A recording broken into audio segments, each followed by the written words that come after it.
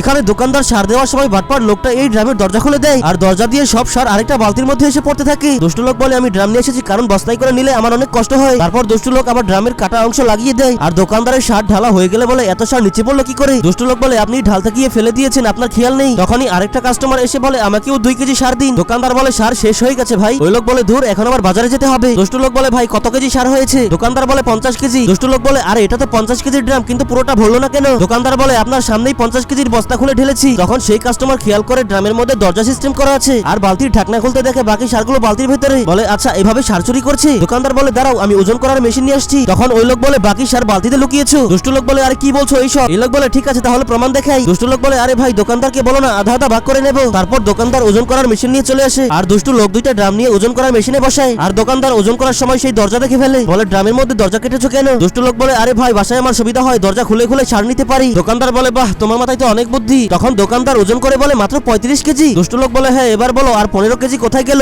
দোকানদার বলে আমি 10 বছর ধরে দোকানদারি করছি, এমন ঘটনা তো কখনো ঘটেনি। তখনই সেই বালতির ঢাকনা একাই খুলে পড়ে যায়। তারপর দোকানদার এটা দেখে তো অবাক হয়ে যায়। দোকানদার বলে আরে আমাকে ঠকানোর জন্য তো ভালোই ব্যবস্থা করেছিস। এটা বলে বাটপার লোকটাকে ইচ্ছামতো মারতে শুরু করে। এবার আল্লাহর ছবিটিকে ভালোবাসলে লাইক এন্ড সাবস্ক্রাইব করে যাও।